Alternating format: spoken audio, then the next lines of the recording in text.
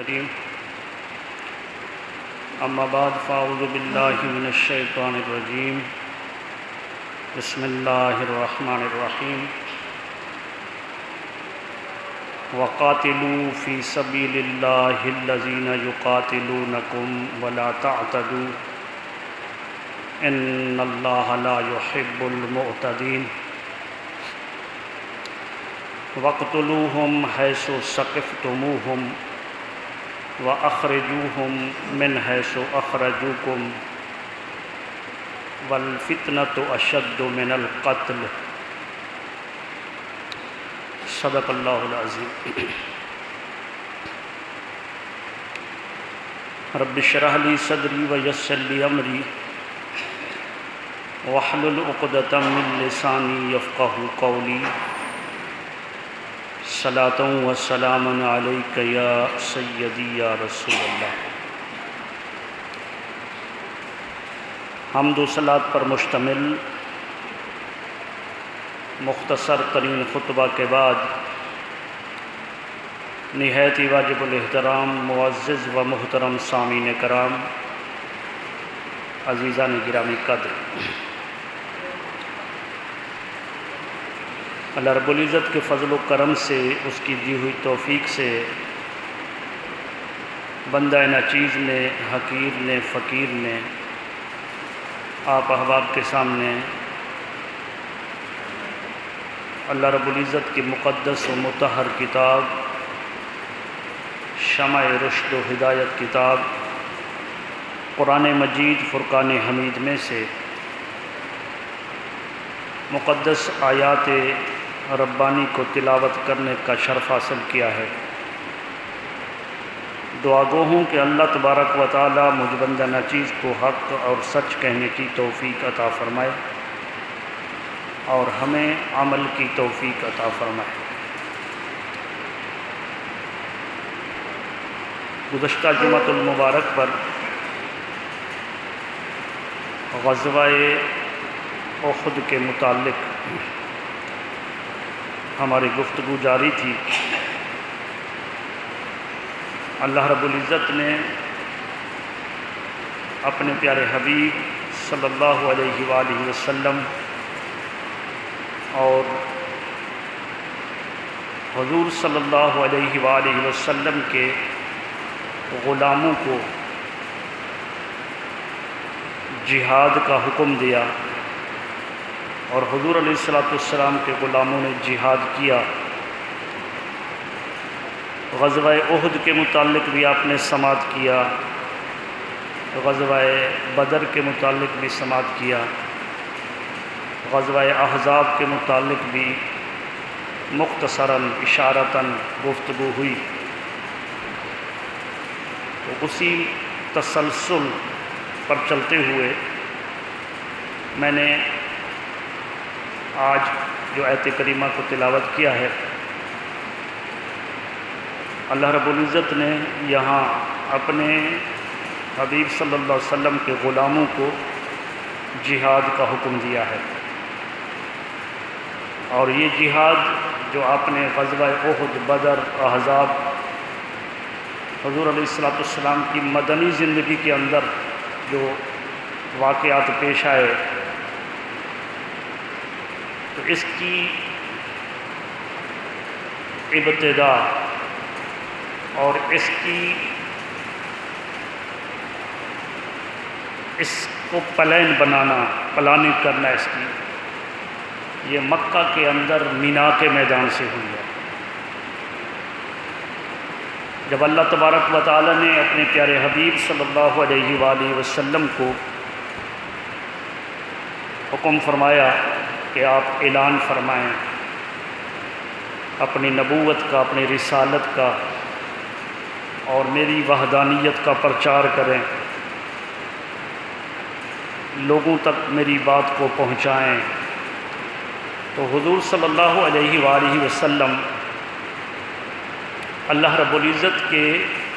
احکامات کو،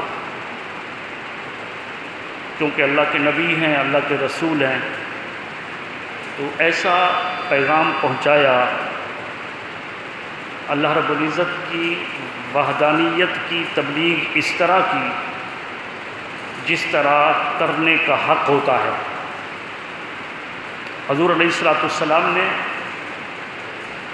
اللہ رب العزت کی وحدانیت، قدرت مطلقہ کا اس قدر پرچار کیا جس طرح کرنے کا حق تھا، یہاں تک کہ حضور صلی اللہ علیہ وآلہ وسلم اللہ تبارک و تعالیٰ کے پیغام کو پہنچانے کے لیے مکہ کے گرد و نواح کے اندر، یہاں تک کہ مینا کے اندر جو میلہ لگتا تھا میلہ، تو اس میلے کے اندر بھی حضور علیہ الصلوۃ والسلام تشریف لے جاتے اور اللہ رب العزت کی وحدانیت کا درس دیتے۔ اللہ رب العزت کی قدرت کاملہ، قدرت متعلقہ، اللہ رب العزت کے حکم سے وہاں جا کر لوگوں کو اس کا درس دیتے، تبلیغ کرتے۔ اور آپ جانتے ہیں کہ وہ مینا کا میلہ کیسا ہوتا ہوگا۔ مینا کے اندر جو وقت ایسا وقت تھا کہ خود خانہ خدا کے اندر، مسجد حرام کے اندر، مطاف کے اندر، مشرکین مکہ چونکہ خانہ کعبہ کے مجاور تھے تو خانہ خدا کے اندر طواف اس طرح کرتے تھے کہ برہنہ ہو جاتے تھے، مرد و زن برہنہ، بغیر کپڑوں کے طواف کرنا، سیٹیاں بجانا، مطاف کے اندر رقص کرنا، اور اس کو عبادت سمجھتے تھے۔ تو جب یہ ایک عبادت ان کی عبادت کا یہ تصور تھا تو ان کے میلے کا تصور کیا ہوتا ہوگا۔ جب یہ حالت خانہ خدا کے اندر تھی تو پھر وہ جو ان کا میلہ ہوتا ہے، میلے آج کل کے میلے ہوتے ہیں، میلوں پر کیا کچھ ہوتا ہے، کتوں کی ریچھوں کی لڑائیاں بھی ہوتی ہیں اور سینما گھر بھی ہوتے ہیں، دیگر فاش پروگرام وہاں ہوتے ہیں۔ تو یہ آج کل کے مسلمانوں کے میلے ہیں، اور وہ میلہ مینا کے اندر جو کفار و مشرکین کا تھا، اور ان کی عبادت کا تصور یہ تھا کہ خانہ کعبہ کے اندر بھی طواف کرنا ہے تو بغیر کپڑوں کے کرنا ہے، تو وہاں میلے کی حالت کیا ہوتی ہوگی۔ لیکن قربان جائیں آقا علیہ الصلوۃ والسلام کی ذات پر، چونکہ حضور علیہ الصلوۃ والسلام کا اللہ تبارک و تعالیٰ کی بارگاہ میں سودا ہو چکا تھا، بائع و شراء ہو چکی تھی۔ اللہ رب العزت کے حکم پر آقا علیہ الصلوۃ والسلام اللہ کا حکم پہنچانے کے لیے ان میلوں کو بھی غنیمت سمجھتے تھے، اور وہاں جا کر بھی اللہ تبارک و تعالیٰ کے وحدانیت کا درس دیتے تھے۔ تو تاریخ اسلام جو ہمیں بتاتی ہے کہ حضور علیہ الصلوۃ والسلام 3 سال تک مینا کے اندر جا کر اللہ تبارک و تعالیٰ کی وحدانیت کا درس دیتے، بت پرستی سے منع فرماتے۔ اللہ تبارک و تعالیٰ جو کامل قدرت والا ہے،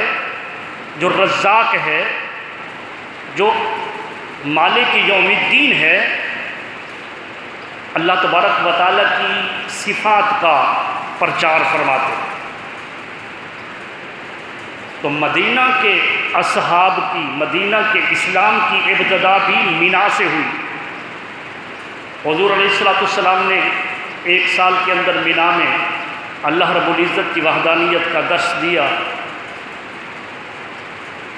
بتوں کی پرستش سے منع فرمایا۔ 10-12 لوگوں پر مشتمل ایک قافلہ جو مدینہ سے آیا ہوا تھا، اس وقت مدینہ تو نہیں تھا، وہ یثرب تھا۔ اللہ تبارک و تعالی نے کرم کیا، وہ 10-12 لوگوں پر مشتمل وہ قافلہ مسلمان ہو گیا۔ حضور علیہ السلام کے ہاتھ پر بیعت کی اور انہوں نے جا کر مدینہ کے اندر اس کام کو پھیلایا۔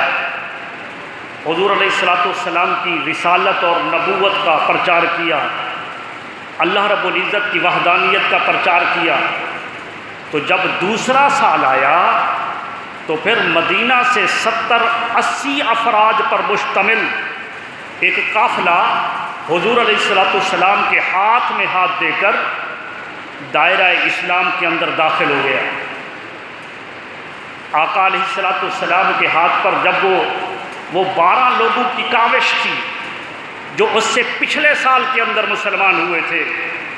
انہوں نے جا کر اللہ رب العزت کے پیارے حبیب کا پیغام سنایا، اور ان کی کوشش اور کاوش سے اگلے سال 70-75 لوگوں پر مشتمل ایک دوسرا گروہ دائرہ اسلام کے اندر داخل ہوا۔ اور جس وقت وہ بیعت کر رہے تھے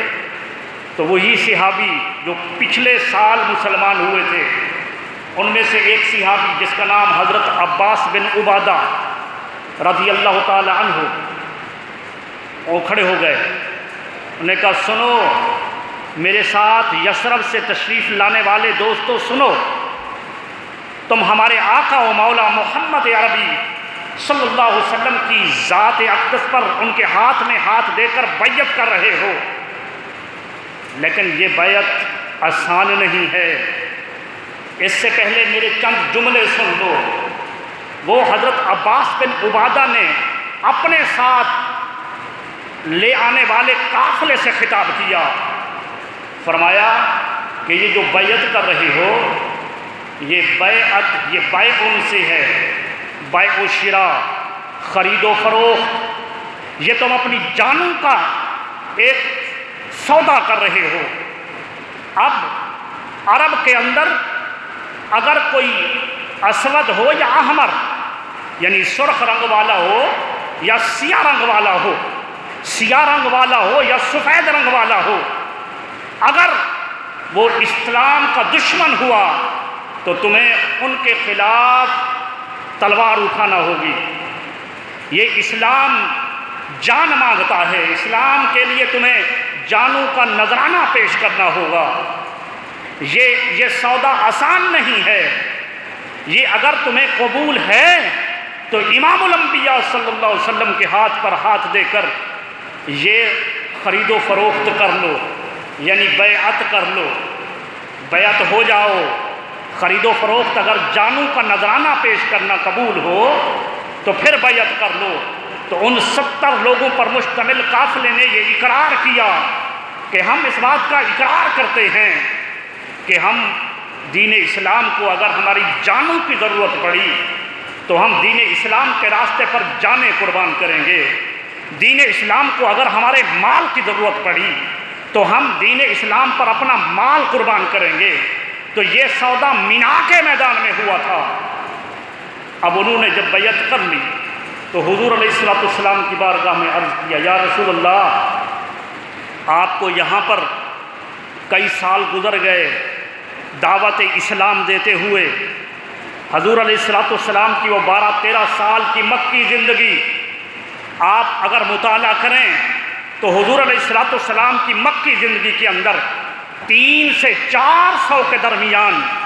لوگ حلقہ بگوش اسلام ہوئے۔ تو وہ دیکھ رہے تھے کہ یا رسول اللہ، یہ مدینہ کی سرزمین اسلام کے لیے سازگار نہیں ہے، یہاں کا ماحول سازگار نہیں ہے، آپ کرم فرمائیں، آپ ہجرت کر کے ہمارے پاس آ جائیں، آپ مدینہ آ جائیں، آپ ہمارے شہر میں آئیں اور اسلام کا مرکز ہمارے شہر یثرب کو بنائیں۔ مدینہ تو نہیں بنا تھا، مدینہ تو اس وقت بنا کہ جب حضور علیہ السلام تشریف فرما ہوئے، اور حضور علیہ السلام کے ان غلاموں نے جو مینا کے میلے کے اندر آقا علیہ السلام کے دست اقدس میں یہ بیعت کر چکے اور وہ اقرار کر رہے ہیں یا رسول اللہ ہم آپ کی خاطر دین اسلام کی خاطر جانیں قربان کریں گے، مال قربان کریں گے، اور ہماری التجا یہ ہے کہ آپ یہاں سے تشریف لے آئیں، یثرب کے اندر تشریف لے آئیں۔ میرے آقا نے فرمایا ہاں، اب وہ تو میرے صحابی کا قول تھا، میری بات سنو۔ فرمایا میں اگر وہاں آ جاؤں تو پھر کیا میری خاطر جانیں لوٹاؤ گے، میری خاطر گردنیں کٹواؤ گے؟ تو ان 70 صحابہ نے جو یثرب سے آئے تھے انہوں نے پھر اقرار کیا کہ یا رسول اللہ ہم آپ کی خاطر گردنیں کٹوائیں گے، ہم آپ کی خاطر مال قربان کریں گے۔ تو حضور علیہ السلام نے پھر اسی وقت ان سے اقرار کر لیا کہ میں مدینہ آ جاؤں گا۔ تو یہ مدینہ، یہ یثرب کا سودا جو ہے، یثرب کو مدینہ بنانے کا سودا جو ہے یہ مینا کے اندر ہوا۔ اس وجہ سے ہمارے لیے تو مدینہ بنا نا، وہ مدینہ جو عاشقوں کی ٹھنڈک سینوں کی ٹھنڈک بنی، وہ اس وجہ سے کہ حضور تشریف لے گئے۔ اگر مینا کے لوگ وہ مینا کے اندر وہ یثرب کے لوگ نہ آتے، حضور علیہ السلام کو دعوت نہ دیتے، آقا علیہ السلام ان کی دعوت کو قبول نہ کرتے کسی اور کے مقدر کے اندر، بلکہ میں تو یوں بھی آتا ہے نا کہ اس سے پہلے حضور علیہ السلام حبشہ کی طرف قافلہ بھیج چکے تھے۔ حبشہ کے اندر حضرت جعفر بن طیار کی قیادت کے اندر قافلہ بھیج چکے تھے،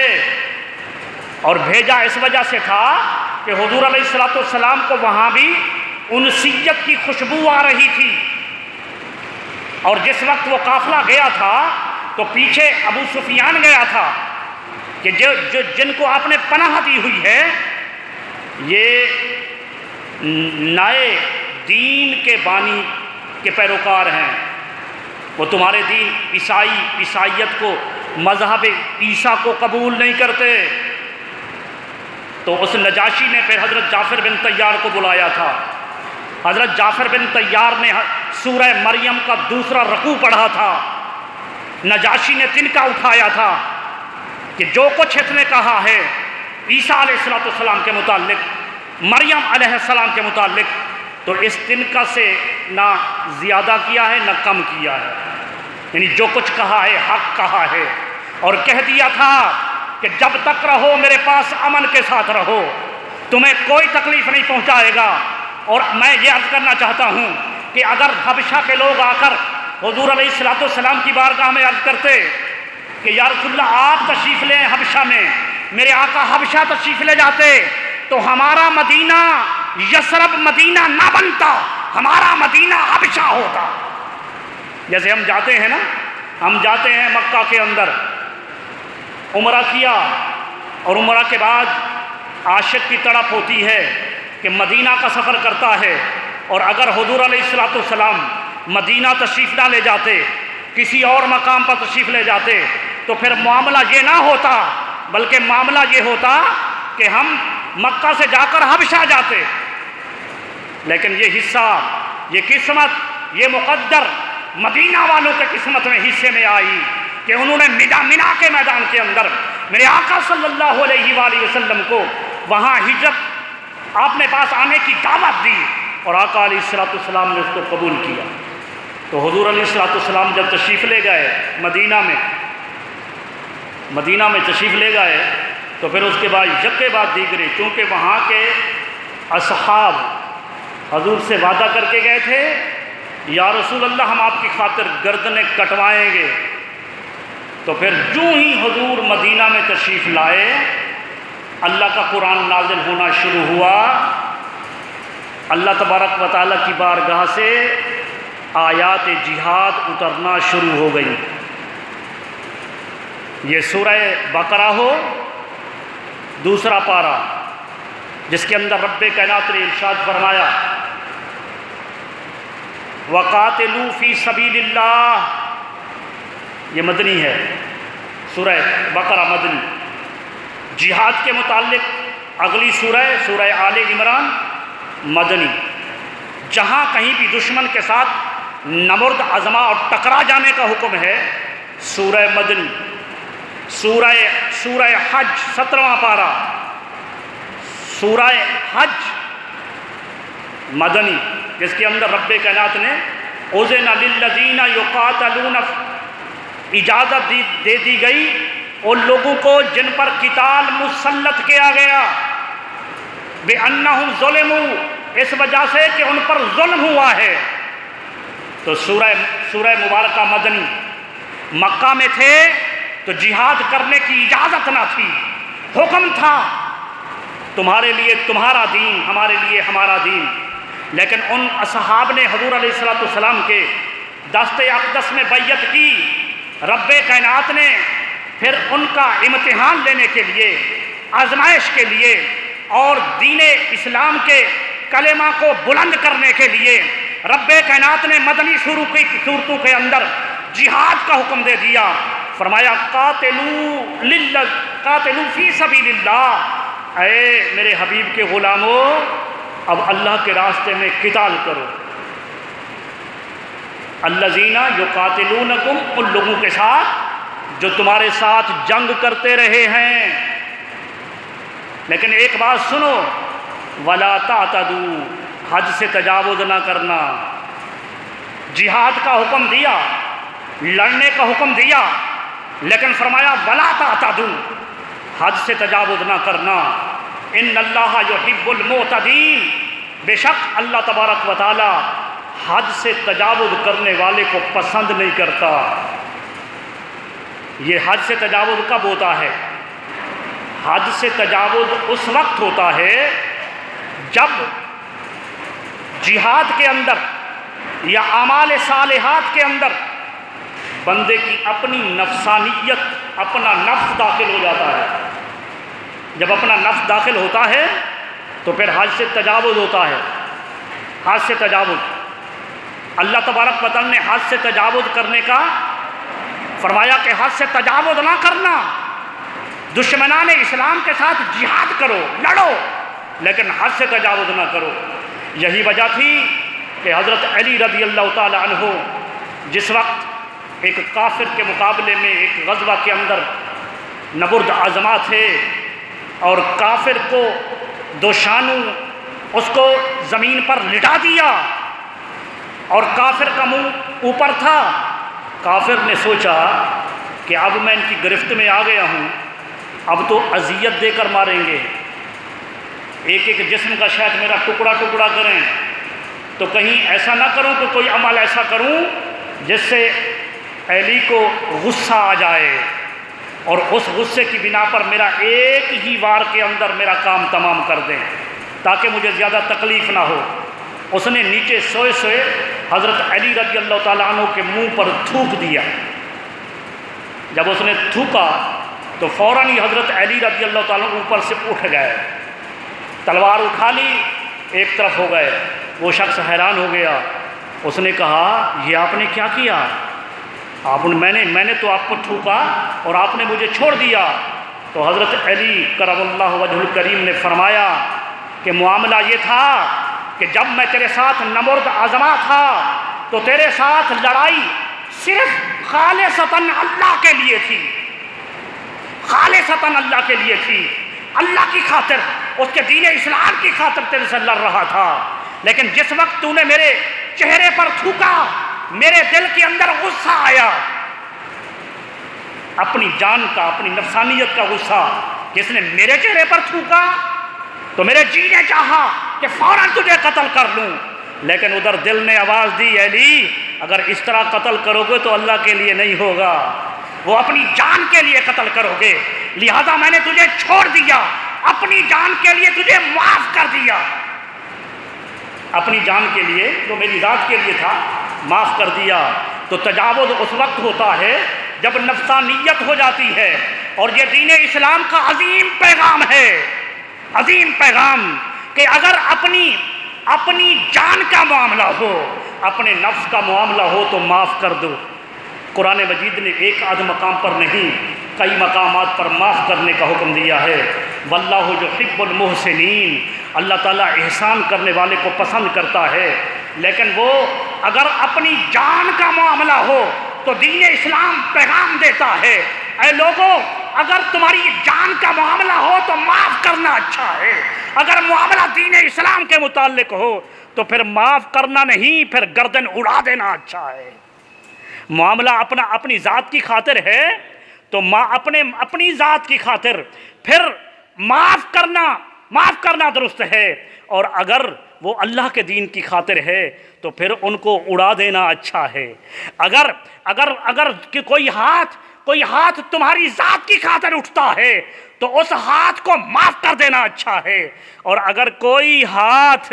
دین اسلام کی خاطر اٹھتا ہے تو اس ہاتھ کو کاٹ دینا اچھا ہے۔ اور اگر کوئی زبان تمہاری ذات کی خاطر بولتی ہے تو اس زبان کو معاف کر دینا اچھا ہے، اور اگر کوئی زبان دین اسلام کی خاطر دراز ہوتی ہے تو اس کو کلیوں سے نکال کر کتوں کے آگے پھینک دینا بہتر ہے۔ یہ دین اسلام نے پیغام دیا ہے کہ اگر معاملہ تمہاری ذات کا ہے تو تمہاری ذات کے لیے بہتر ہے کہ معاف کر دو، اور اگر معاملہ دین کا ہے، اللہ اس کے رسول کی رضا کے لیے ہے، اللہ اس کی رسول کی ذات کا معاملہ ہے، تو پھر معاف کرنا اچھا نہیں، پھر بدلہ لینا اچھا ہے۔ اسی تصور کو قرآن مجید نے بیان کیا، ارشاد فرمایا کہ وَاقْتُلُوهُمْ حَيْثُ ثَقَفْتُمُوهُمْ، جہاں رب کائنات معاف کرنے کا حکم دے رہا ہے، واللہ یحب المحسنین کا حکم دے رہا ہے، اس مقام پر رب کائنات ارشاد فرما رہا ہے کہ وَاقْتُلُوهُمْ، اے میرے حبیب کے غلاموں، وَاقْتُلُوهُمْ، ان مشرکین کو، کافروں کو قتل کرو، حَيْثُ ثَقَفْتُمُوهُمْ، ارے جہاں کہیں بھی پاؤ، جہاں بھی پاؤ ان کو قتل کرو، اور ارشاد فرمایا وَأَخْرِجُوهُمْ، اور ان کو نکال دو من حیث اخرجوکم، جس طرح ان لوگوں نے تمہیں مکہ سے نکال دیا تھا۔ تو فرمایا، یہ تصور دے رہا ہے قرآن کہ اگر دین اسلام کی خاطر تمہیں تکلیف پہنچائی تو اس کو تکلیف پہنچاؤ، اور انہیں جہاں پاؤ قتل کرو، اور انہیں جہاں پاؤ ان کو، اگر انہوں نے تمہیں اپنے شہر بدر کیا تو تم انہیں ملک بدر کر دو۔ یہ معاملہ دین کی خاطر ہے، اور اگر تمہاری نفسانیت کا معاملہ آ جائے، تمہاری اپنی ذات کا معاملہ آ جائے تو رب کائنات فرما رہا ہے میرا حکم یہ ہے کہ معاف کر دو، میرا حکم یہ ہے کہ معاف کر دو۔ تو رب کائنات نے یہاں ارشاد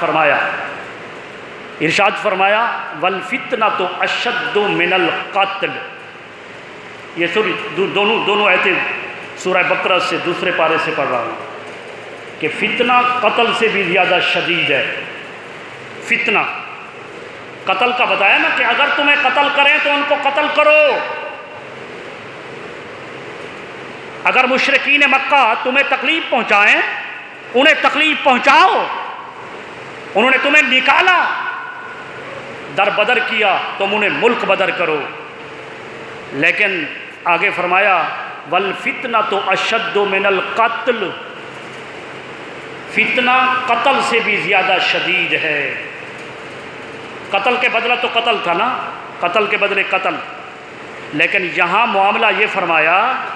کہ فتنہ جو ہے، فتنہ قتل سے بھی زیادہ شدید ہے۔ تو رب کائنات کا حکم یہ ہے کہ فتنے کی سرکوبی کرو، وہ فتنہ جو قتل سے بھی زیادہ شدید ہے اس فتنے کو جڑ سے اکھیڑو۔ اور وہ فتنہ کیا ہے جو قتل سے زیادہ شدید ہے؟ وہ فتنہ یہ ہے کہ دشمنان اسلام مسلمانوں کے خلاف ایسے فتنے، ایسی باتیں، ایسی چیزیں ایجاد کر رہے ہیں کہ جس سے مسلمانوں کے ساتھ جنگ کرنے کی ضرورت نہیں ہے، مارنے کی ضرورت نہیں ہے، بس وہ فتنہ وہ اس طرح سے پھیل جائے کہ مسلمان خود ہی دین اسلام سے برگشتہ ہو جائے۔ والفتنۃ اشد من القتل، فتنہ قتل سے زیادہ شدید ہے۔ آج یہودی لابی اور عیسائی لابی، دشمنان اسلام، وہ کسی صورت کے اندر ہوں، مختلف طریقوں سے فتنے پیدا کر رہے ہیں۔ مسلمانوں کے ساتھ جنگ کرنے کی ضرورت نہیں، مسلمانوں کی نسلوں کو دین اسلام سے دور کیا جا رہا ہے، جو ہم سے کسی بھی ذی شعور بندے سے پوشیدہ نہیں ہے۔ کیا ہم اس کی وضاحت میں جائیں؟ مختلف طریقے سے دین اسلام کے اندر فتنے برپا کیے جا رہے ہیں، اور مسلمان ہے کہ وہ نادان ہو کر کہیں کہیں پر لالچ کی بنا پر، کہیں کسی جگہ پر نادانی کی بنا پر، ناسمجھی اور بے عقلی کی بنا پر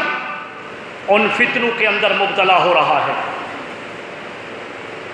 وہ فتنے کیا ہیں اس پر انشاءاللہ کبھی گفتگو کریں گے، لیکن عرض یہ کرنا چاہتا ہوں کہ رب کائنات نے ارشاد فرمایا کہ فتنہ قتل سے بھی زیادہ شدید ہے، اور رب کائنات نے فرمایا کہ جب کوئی تمہارے ساتھ قتال کرے، تمہیں کوئی تکلیف پہنچائے، یہ مسلمان مومنوں کو حکم ہو رہا ہے، تمہیں گھروں سے نکالے تو تمہیں ان کے ساتھ وہی برتاؤ کرو جو انہوں نے تمہارے ساتھ کیا ہے۔ اور اس کا حکم فرمایا سورہ حج کے اندر، ارشاد فرمایا کہ قتال کی اجازت دے دی گئی، اذن للذین یقاتلون بانہم ظلموا،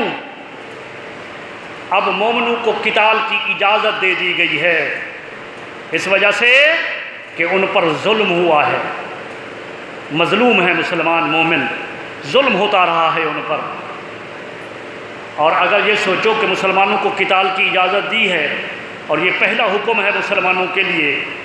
مسلمانوں، مومنوں، میرے حضور کے غلاموں، میرے حبیب کے غلاموں، اگر یہ سوچو کہ ہم طاقت میں کم ہیں،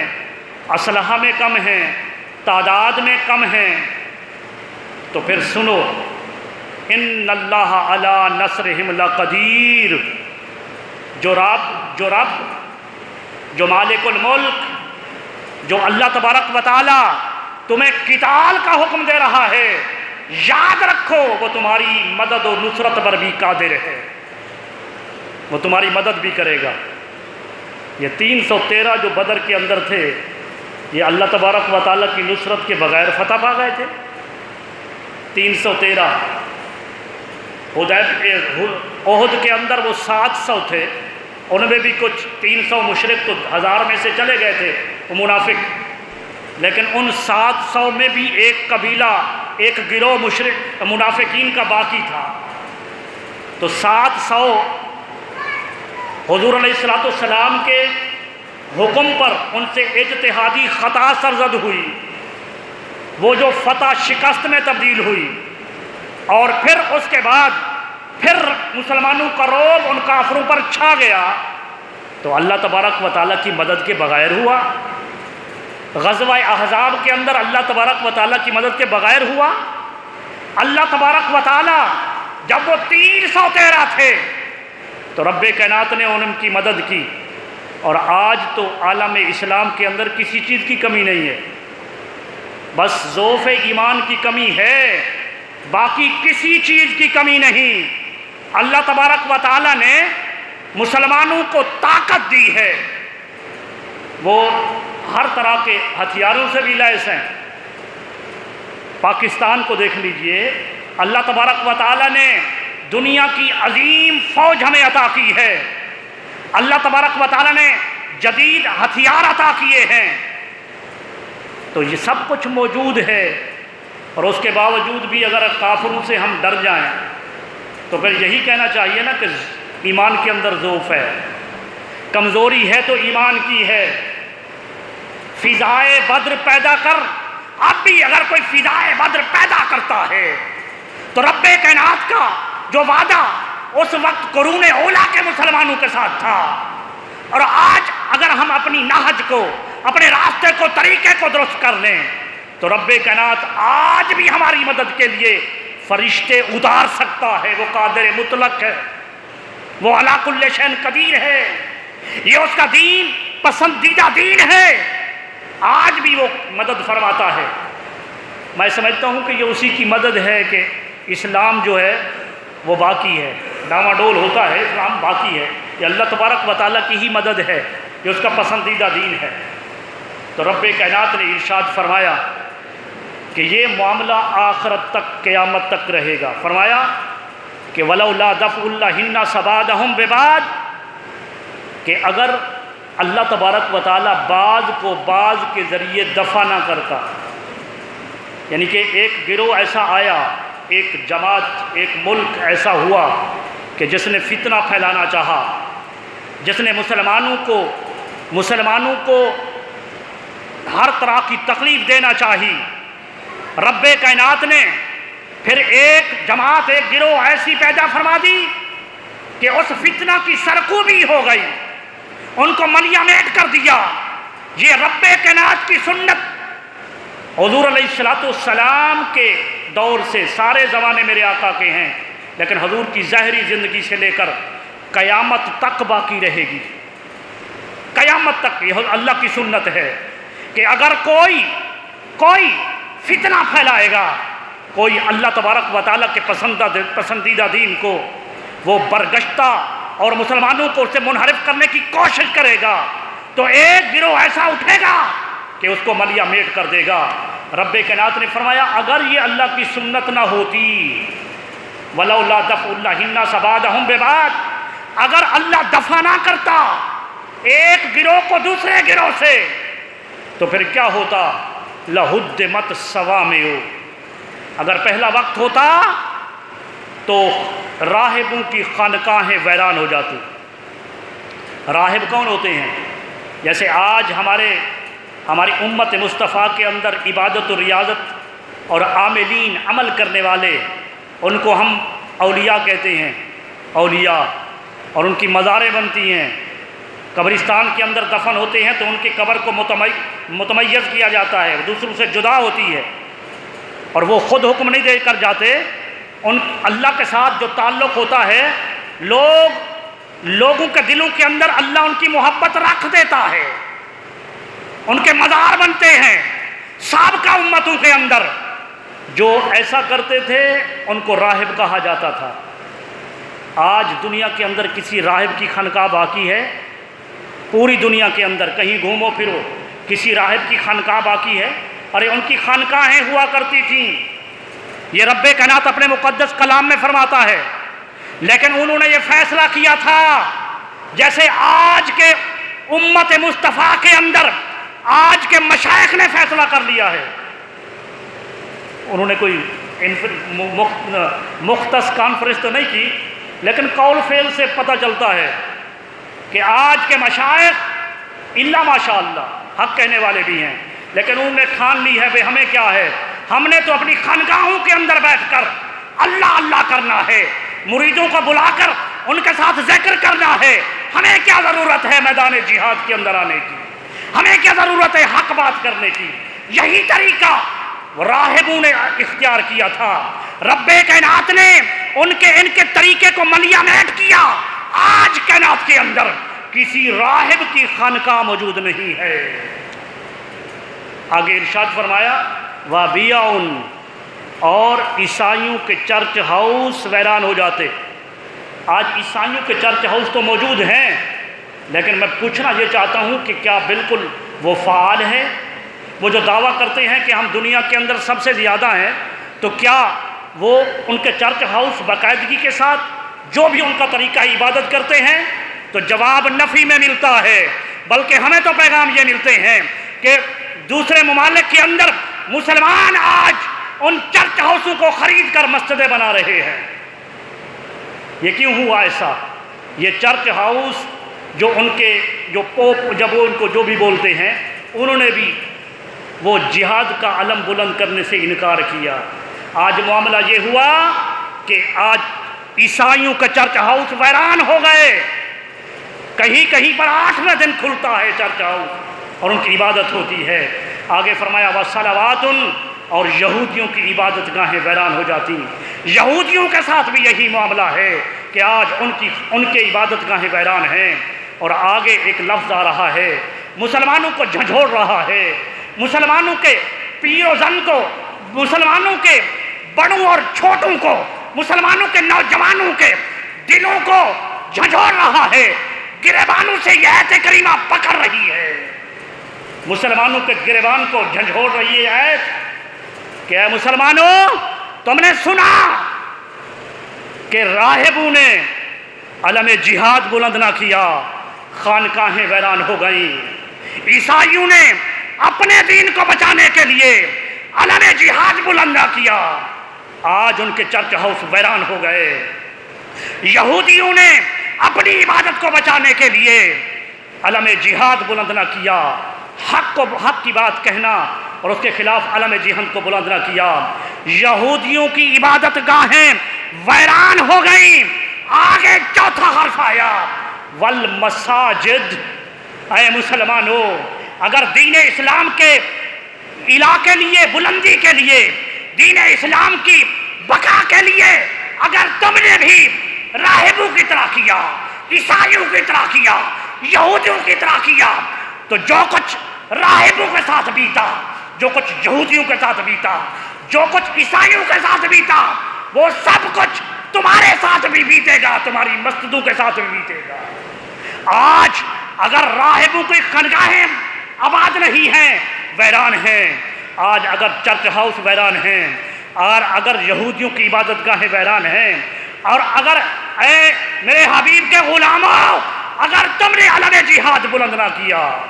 علم جہاد بلند نہ کیا، تو تمہاری مسجدیں بھی ویران ہو جائیں گی۔ مسجدیں بھی، وہ مسجدیں کیا؟ یذکر فی حسم اللہ کثیرا، وہ مسجدیں جس کے اندر اللہ کا بہت زیادہ ذکر کیا جاتا ہے، وہ مسجدیں جس کے اندر اللہ کا زیادہ ذکر کیا جاتا ہے۔ آج مسلمان اپنی ذاتیات کے لیے تو مر مٹنے کو تیار ہو جاتا ہے، دین اسلام کی بات آتی ہے تو کہتے ہیں چھوڑو یار، چھوڑو، وہ جو اختیار کیا تھا نا کہ اپنے لیے معاف کرو، دین اسلام کے لیے معاف نہ کرو۔ 14ویں صدی کے اندر ہم نے یہ طریقہ بالکل بدل دیا، آج ہم اپنی ذات کے لیے بدلا لیتے ہیں، دین اسلام کے لیے معاف کرتے ہیں، دین اسلام کے لیے چھوڑو کیا ہے، معاف کر دو اس کو۔ ارے دین اسلام یہ حکم نہیں دیتا،